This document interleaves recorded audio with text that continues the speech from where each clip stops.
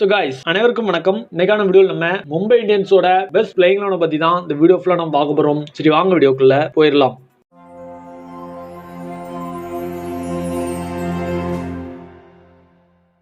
IPL 2024க்கான நாள் நெருங்கிக்கிட்டே இருக்கு. So இருக்கக்கூடிய 10 டீமுக்கான பிளேயிங் லெவலை நம்ம சேனல்ல இருந்து போடணுங்கிறது தான் பிளான். முதல் படியா நம்ம சேனல்ல எப்பவுமே சக்சஸ்ஃபுல்லா போகக்கூடியது மும்பை இந்தியன்ஸோட பிளேயிங் லெவன் தான். ஸோ மங்களகரமா MIல இருந்து ஸ்டார்ட் பண்ணுவோம். ஸோ இந்த வீடியோ எப்படி இருக்கும்னா ஓவரால் ஸ்குவாட் இருக்கு. ஸோ அதோட ரிவ்யூவும் போட்டிருக்கோம். பட் இந்த வீடியோ நம்ம எப்படி கவர் பண்ண போறோம்னா ஒவ்வொரு பிச்சர்ஸ்க்கும் பிளேயிங் லெவன் மாறுபடும். பட் ஒட்டுமொத்த ஸ்குவாட்ல இருந்து ஃபென்டாஸ்டிக் லெவனை பத்தி தான் இந்த வீடியோவில் நம்ம பார்க்க போறோம். ஓப்பனிங் எடுத்துக்கிட்டோம்னா வேற யாரும் இல்ல, ரோஹித் சர்மா அண்ட் இசான் கிசான் தான். ரீசெண்டா ரோஹித் சர்மாவோட ஃபார்ம் சூப்பர்வா இருக்கு. ODI வேர்ல்ட் கப்ல இன்டென்ட் ஷோ பண்ண அவரு டெஸ்ட் கிரிக்கெட் வரைக்கும் இன்னும் விடவே இல்ல. T20லயும் அதே பெர்ஃபார்மன்ஸஸ் காட்டுவாருன்ட்டே நம்புவோம். ஏன்னா அதுக்கப்புறம் T20 வேர்ல்ட் கப் வேற வருது. பட் இந்த இயர் அவரு மும்பை இந்தியன்ஸ்க்கு ஆஸ் அ கேப்டனா விளையாட மாட்டாரு, ஆஸ் அ பிளேயரா தான் விளையாடுவாருங்கிறது எல்லாத்துக்குமே தெரியும். கொஞ்சம் வருத்தமான விஷயமா இருந்தாலும் பட் அதுதான் ஃபேக்ட். இந்த வாட்டி அவரோட பெர்ஃபார்மன்ஸஸ் எப்படி இருக்கும், இன்டென்ட்ல எந்த விதமான குறைபாடுமே இந்த வாட்டி இருக்காதுங்கிறது தான் என்னோட தாட். ஒரு 2015-17ல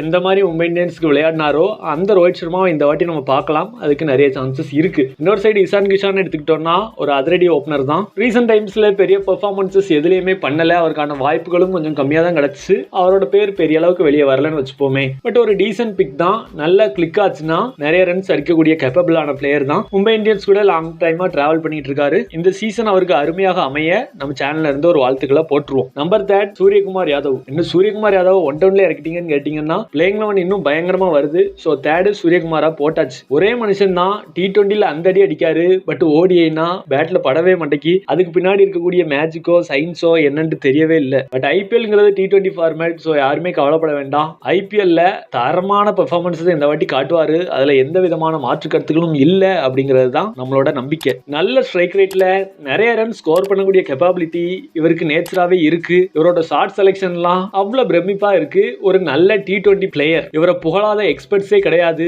மும்பை இந்தியன்ஸ்க்கு உண்மையிலே இவர் ஒரு பெரிய வரப்பிரசாதம் தான். இந்த இயரும் அவரோட நல்ல பெர்ஃபார்மன்ஸே கொடுப்பாருங்கிறது தான் நம்மளோட நம்பிக்கை. திலக் வர்மாவை பொறுத்த வரைக்கும் லாஸ்ட் சீசன் நல்ல டீசன்ட் பெர்ஃபார்மன்ஸஸ் கொடுத்தாரு. அவர்கிட்ட இருந்து டீம் என்ன எக்ஸ்பெக்ட் பண்ணுவாங்களோ அதை அவர் டீமுக்கு கொடுத்தாலே போதும். என்னதான் ஆஃப் ஸ்பின் போட்டாலும் பெரிய சான்சஸ் கிடைக்காது. ஃபுல் டைம் ஒரு மிடில் ஆர்டர் பேட்ஸ்மேனா தான் இவர்கிட்ட இருந்து எதிர்பார்க்கறாங்க. Both spinners and fast bowlers ரெண்டு பேர்த்தையுமே நல்லா விளையாடுறாரு. ஸோ இவரோட ரோலும் இந்த வாட்டி மும்பை இந்தியன்ஸ்க்கு குரூஷியலாவே இருக்கும். 5th நம்மளோட ஹார்திக் பாண்டியா. லாஸ்ட் 2 இயர்ஸ் GTக்கு ஆஸ் அ கேப்டனா நல்ல பெர்ஃபார்மன்ஸஸ் கொடுத்துட்டு நல்ல பிளேயரா விளையாடிட்டு இருக்கவர் தான் நம்மளோட ஹார்திக் பாண்டியா. இந்த வாட்டி மும்பை இந்தியன்ஸ்க்கு கேப்டனா விளையாட போறாரு. கேப்டனா லாஸ்ட் 2 சீசன்ல நல்லாவே ப்ரூவ் பண்ணிட்டாரு. அந்த டீமை கம்பேர் பண்றப்ப மும்பை இந்தியன்ஸ் இந்த வாட்டி பயங்கர ஸ்ட்ராங்கான டீமா தெரியுறாங்க. ஸோ என்னோட தாட் படி ஷுவரா குவாலிஃபை ஆயிருவாங்க.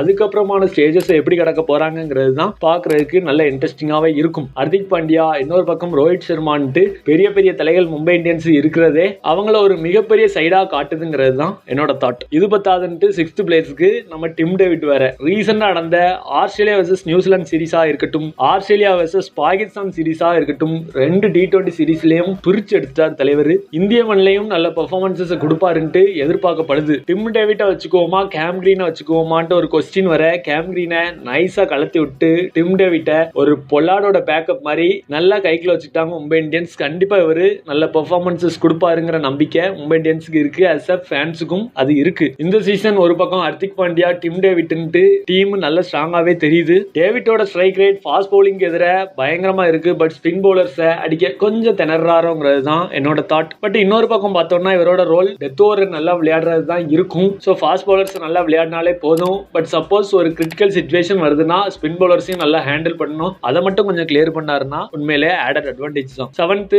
நம்மளோட முகமது நபி. ஒரு ஏசியன் பிளேயர் தான். ஸோ இவர் கண்டிப்பா பிளேயிங் லெவன்ல இருந்தா நல்லா தான் இருக்குங்கிறது என்னோட தாட். ஏன்னா மும்பை இந்தியன்ஸோட ஸ்பின்னர்ஸ் எடுத்துக்கிட்டோம்னா மெத்த டீமை கம்பேர் பண்றப்ப கொஞ்சம் ஆவரேஜா தான் இருக்கு. ஒரு சுனில் நரைன், ஒரு அஸ்வின், குல்தீப் யாதவ் இந்த மாதிரி ஸ்டார் ஸ்பின்னர்ஸ் மும்பைட்ட இல்லாதது கண்டிப்பா ஒரு டிஸ்அட்வான்டேஜ் தான். பட் முகமது நபி நம்ம பார்த்தோம்னா நல்ல IPL எக்ஸ்பீரியன்ஸ் இருக்கு, கேப்டன்சி பண்ண எக்ஸ்பீரியன்ஸ் இருக்கு. அண்ட் இவரும் ஆப்கானிஸ்தான் பிளேயர் தான். ஸோ இந்தியாவில் போடுறது பெரிய ஒன்றும் மேஜிக் எதுவும் கிடையாது, நல்லாவே போடுவாரு. முக்கியமான இன்னொரு அட்வான்டேஜ் என்னன்னா நல்ல பேட்டிங் எலிஜிபிலிட்டியும் இருக்கு. லாஸ்டா ஒரு 20-30 ரன் வேணும் அப்படின்னா இவர் இருக்காருப்பா அப்படின்ட்டு நம்பக்கூடிய ஒரு தகுதியில தான் முகமது நபி இருக்காரு. ஸோ இவரை பிளேயிங் லெவலில் எடுத்துட்டு போனா நல்லா இருக்கும்ங்கிறது தான் என்னோட தாட். எடுத்து நம்மளோட பியூஷ் சாவ்லாவை பொறுத்த வரைக்கும் ரீசெண்ட் டைம்ஸ்ல எதுலயும் விளையாடலனாலும் ஓவராலா இந்தியன் டீமுக்கும் ஐபிஎல்லையும் நல்ல எக்ஸ்பீரியன்ஸ் இருக்கக்கூடிய ஒரு நல்ல பவுலர் தான். கேகேஆருக்கு லாங் டேர்மா விளையாடி நல்ல ஒரு பெர்ஃபார்மன்ஸஸே கொடுத்தாரு. பஞ்சாபுக்கும் டீசன்ட் பெர்ஃபார்மன்ஸஸ் கொடுத்திருக்காரு. ஏன் நம்ம சிஎஸ்கே இப்ப நம்ம மும்பை இந்தியன்ஸ்ல இருக்கிறாரு. ஸ்பின்னர்ஸ்லயே சீனியர் ஸ்பின்னர்ஸ்னா நம்ம சாவ்லா அண்ணன் தான். ஸோ இவரை மோஸ்ட்லி பிளேயிங் லெவலில் எடுத்துட்டு போறதுக்கு நல்ல சான்சஸ் இருக்கு. அப்படி ஒரு வேண்டாம்னு நினைச்சாங்கன்னா குமார் கார்த்தியாவா எடுத்துட்டு போவாங்க. பட் ஓவராலா ஸ்குவாட்ல எனக்கு தெரிஞ்சு ஒரு நல்ல பிளேயிங் லெவன்ல விளையாடக்கூடிய ஒரு நல்ல ஸ்பின்னர் வேணும் அப்படின்னா நான் சாவ்லாவை தான் பிக் பண்ணுவேன். ஸோ அதனால தான் நம்மளோட பிளேயிங் லெவன்லையும் பியூஷ் சாவ்லாவுக்கு இடம் கிடைக்கப்பட்டது. 9th நம்மளோட ஜஸ்பிரீத் சிங் பும்ரா. ரீசெண்டா நடந்துட்டு இருக்க இங்கிலாந்து டெஸ்ட்ல மனுஷன் என்னமாயா பவுலிங் போடுறான். வேர்ல்டு கப்ல கூட பெரிய அளவுக்கான பெர்ஃபார்மன்ஸஸ் கொடுக்கல. ஐ மீன் ஷமி எந்த அளவுக்கு கொடுத்தாரோ அந்த அளவுக்கு பும்ரா கொடுத்தாரான்னு கேட்டா கொஞ்சம் டவுட் தான். பட் ரீசெண்டா நடந்துட்டு இருக்கக்கூடிய டெஸ்ட் சீரீஸ்ல தலைவர் பயங்கரமான பவுலிங் பெர்ஃபார்மன்ஸஸ் போட்டுட்டு இருக்குது. அவரோட ஃபிட்னஸையும் நல்லா இம்ப்ரூவ் பண்ணிருக்கு. பவுலிங்கோட ஸ்ட்ரென்த்தையும் அதிகரிச்சிருக்கு. ஸோ பும்ரா மாதிரியான ஒரு பவுலர் இல்லைன்ட்டு எந்த டீம் தான் வருத்தப்படுவாங்க. ஸோ இவர் மும்பை இந்தியன்ஸ்ல இருக்கிறது பெரிய பெரிய அட்வான்டேஜ் தான். லாஸ்ட் 3 இயர்ஸா பும்ரா பத்தி நம்ம பேசிட்டே தான் இருக்கோம். உங்களுக்கே இது பத்தின ஒரு நல்ல கிளியர் ஐடியா இருக்கும்னு நான் நம்புறேன். 10th நம்மளோட ஜெரால் கோட்ஸே பொறுத்த வரைக்கும் ஆப்ஷன்ல நிறைய தொகைக்கு போயிருவாருன்ட்டு நிறைய எக்ஸ்பர்ட்ஸ்ல இருந்து எல்லாருமே சொல்லிட்டு இருந்தாங்க. பட் 5 கோடியில மும்பை இந்தியன்ஸ் எப்படிதான் அமுக்குனாங்கன்ட்டு இன்னைக்கு வரைக்கும் தெரியல. ஏன்னா 150+ கிளாக் ஸ்பீட் போடக்கூடிய ஒரு நல்ல ஃபாஸ்ட் பவுலர். ஸோ இப்படி ஒரு பயங்கரமான பிளேயரை கம்மி அமௌண்ட் எடுத்தது மும்பை இந்தியன்ஸோட மேனேஜ்மெண்ட் எந்த அளவுக்கு இருக்காங்கிறத நல்லாவே கிளியராகவே காட்டுச்சு. ஸோ இவரும் ஷுவரா பிளேயிங் லெவலில் விளையாடுவார். 11th பிளேஸ் யாருன்னு பார்த்துக்கிட்டோம்னா நம்மளோட Jason Behrendorff. As a Mumbai Indians ஃபேன்ஸா நீங்க இருக்கீங்கன்னா பெஹன்ராஃப் பத்தி கண்டிப்பா உங்களுக்கு தெரிஞ்சிருக்கும். ஏன்னா இதுக்கு முந்தின டைம்லயும் மும்பை இந்தியன்ஸ்க்காக பவர் பிளேல நல்ல பவுலிங் பெர்ஃபார்மன்ஸஸ் பண்ண ஒரு சூப்பர் லெஃப்ட் ஆர்ம் பேசர். இவரை கண்டிப்பா டீம் பிளேயிங் லெவலில் எடுத்துட்டு போவாங்க. அதற்கான நிறைய சான்சஸ் இருக்கு. அப்படி எங்களுக்கு பெஹன்ராஃப் வேண்டாம்னு நினைச்சாங்கன்னா அதுக்கு பதிலாக ஸ்ரீலங்கன்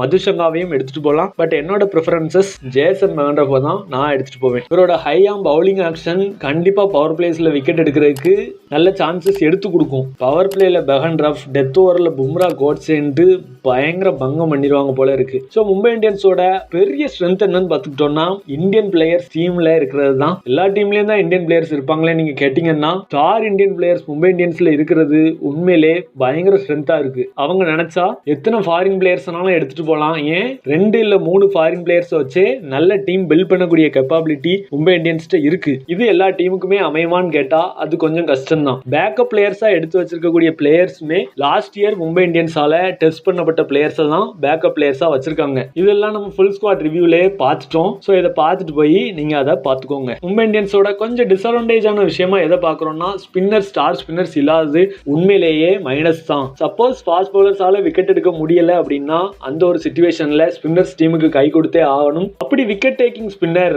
எக்கனாமிக்கலா போடக்கூடிய ஸ்பின்னர் மும்பை இந்தியன்ஸ்ட யாருமே இல்ல. ஸ்ரேயஸ் கோபால் ஒரு பக்கம் இருந்தாலும் அவர் ஸ்டார் ஸ்பின்னர்ஸ் லிஸ்ட்ல வர மாட்டாரு. அண்ட் அந்த அளவுக்கான பெர்ஃபார்மன்ஸஸும் கொடுத்ததில்லை. இன்ஃபேக்ட் அவர் ஹாட்ரிக் விக்கெட்ஸ் எல்லாம் எடுத்திருக்காரு. பட் ஒரு கன்சிஸ்டன்ட் ஸ்பின்னரான்னு கேட்டா கண்டிப்பா இல்லவே இல்ல. இந்த மாதிரியான சில டிஸ்அட்வான்டேஜும் மும்பை இந்தியன்ஸ்ட இருக்கு. ஹார்திக் பாண்டியா லாஸ்ட் விளையாடின டீம்ல ரஷித் கான், சாய் கிஷோர்ன்ட்டு நல்ல ஸ்டார் ஸ்பின்னர்ஸ் எல்லாம் இருந்தாங்க. பட் இந்த சீசன்ல ஸ்பின்னர்ஸை எப்படி அவர் ஹேண்டில் பண்ண போறாரு, எந்த பிளேயர்ஸ் எல்லாம் எடுத்துட்டு போக போறாருங்கிறத நம்ம கண்டிப்பா வெயிட் பண்ணி தான் பார்க்கணும். ரியலாவே ஆர்வமாக இருக்கும். ஸோ இன்னைக்கான வீடியோ அவ்வளவுதான். கண்டிப்பா இந்த வீடியோ உங்களுக்கு இன்ட்ரெஸ்டிங்காகவும் எக்ஸைட்டிங்காகவும் இருந்திருக்கும் அப்படின்னு தான் நம்புறோம். நம்ம சேனல்ல இந்த மாதிரி கிரிக்கெட் ரிலேட்டட் அப்டேட்ஸ் செகஷன் கொடுத்துட்டு இருக்கோம். அதுல உங்களுக்கு இன்ட்ரெஸ்ட் இருந்துச்சுன்னா மறக்காம சேனலை சப்ஸ்கிரைப் பண்ணி சப்போர்ட் பண்ணுங்க. நேரம் வீடியோ பார்த்ததுக்கு நன்றி. தேங்க்ஸ் ஃபார் வாட்சிங். இன்னொரு வீடியோவில் சந்திப்போம். நன்றி, வணக்கம், பாய்.